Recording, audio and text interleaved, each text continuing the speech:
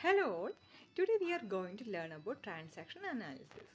Transaction analysis is actually based on Freudian theories. Transaction analysis is analyzing the structure of the personality and the type of communication happenings between the persons in the social level as well as their personal level. So it's a kind of analyzing how this thing, how this communication is working out between the people, and it also covers before the communication or during the communication how your thought process and emotions works. So it also covers the intrapersonal as well as the interpersonal relationships, and the term was first coined by Eric Berne. The transaction analysis mainly having four parts. The first part is structural analysis. Structural analysis means we are analyzing the ego states of the person. So we know there is kind of a child ego, parent ego, and adult ego. We will see it later in details. The word transaction is very common, right? We used to talk about money transaction a lot. And here, the transaction is of course between two people in a social level, but the what we are transacting is not for money, it's our information or it's communication. So, in communication cycle, we learned it like for communication, we need at least two people, right? So, here also we are having two people, one is an agent and another one is a respondent. And as you guessed right, it is like the agent is the one who is giving the stimulus for the communication and respondent is the one who is giving the response. So, here the transaction can occur in different states. For example, when we are communicating, you can communicate like a parent, a child, or an adult. For example, when we think of our childhood, we know how our parents used to react or act. Yeah, they used to be very critical and they used to be overprotective and they make rules and you know they watch everything, right?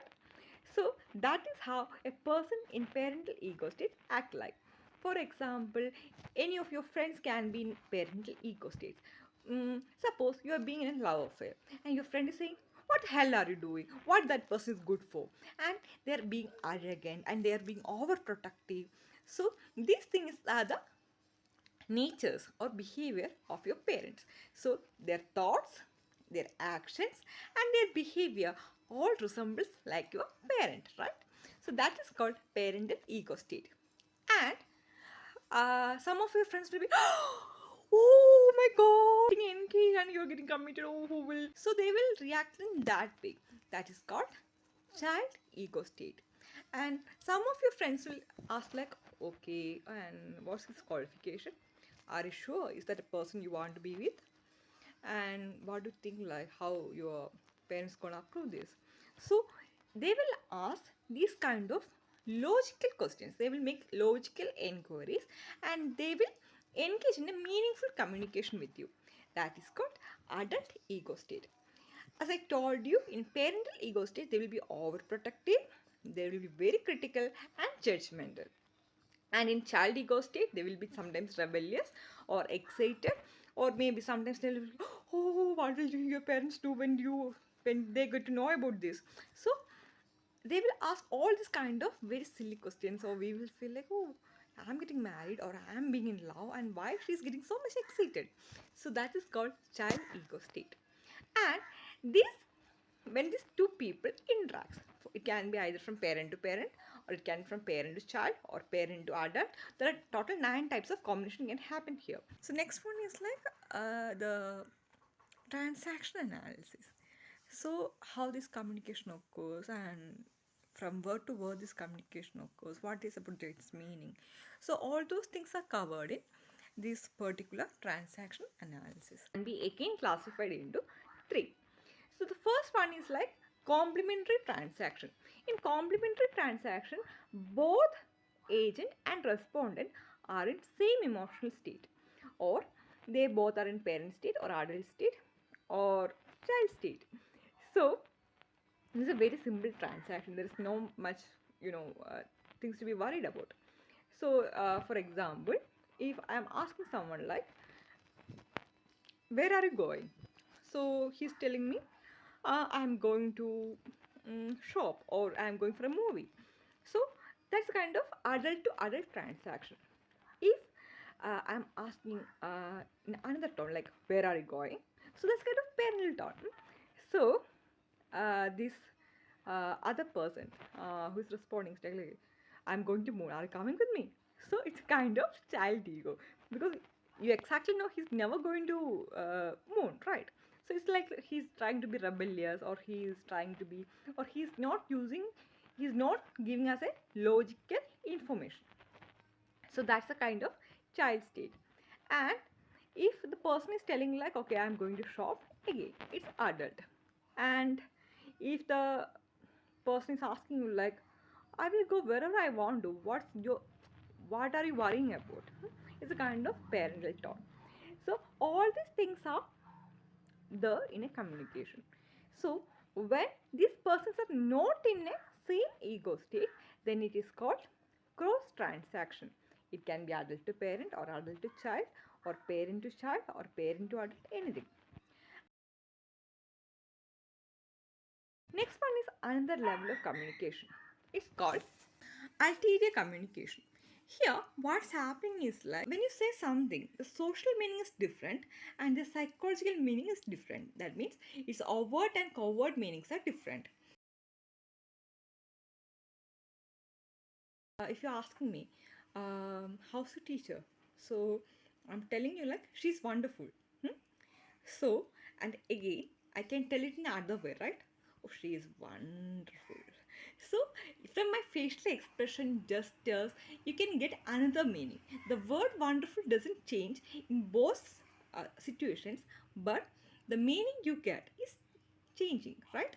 That is called ulterior transaction. And here, these types of transaction is called dupless transaction, because the person who is telling and who is receiving the message is getting both social and psychological messages.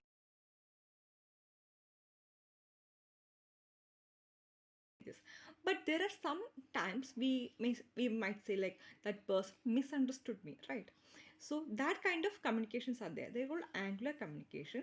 Here, the social meaning of the message sent by the receiver doesn't have any covert expressions. It just has one overt meaning. But the one who takes the message, or the receiver, is getting another message as well. For example, like somebody is telling you, you cannot have a C, you cannot afford a BMW car. So we know that, okay, I'm not rich enough, I can't afford this car. That's a very simple statement. But the person's ego might get hurt, and he may think like, okay, he said me like because he's feeling like I'm poor than him, or I'm not richer like him, or he's comparing me, so I should buy a BMW car. He's insulting me. So that's the message the other person gets. So the ego state in the social level seems to be very same, but in the inner level it is different. So it's called angular kind of communication. And the next part is game analysis. We used to tell others like, don't play mental games with me, right? Don't play emotional games with me. So this is kind of how we play these emotions, or how we do the transaction as a game. Similar to card games, one throw a stimulus and other gives us a response, and these kind of exchanges are going on, right? So this game can be divided into three classes. And first class is maybe as a result of the game, maybe the other person, one of the person cries or maybe makes some tantrums. In second level, it is somewhat severe. It can be lead to the breakage of a marriage, or maybe any kind of relation, or some serious injuries. But in third degree is very severe. It leads to suicide and homicides. So these are the so-called mental games we all play. Um, Aspect of transaction analysis script. So we know we all play some scripts in our mind. Sometimes it is constructive and sometimes it is destructive, just like a drama or like a film script. So decode our own emotions or the client's emotion, and if we realize why or what are the roles we play in that script, and what are the theme of our scripts, and how we manipulate or how we plan all these things into actions. So that is called script analysis. The next thing is egogram.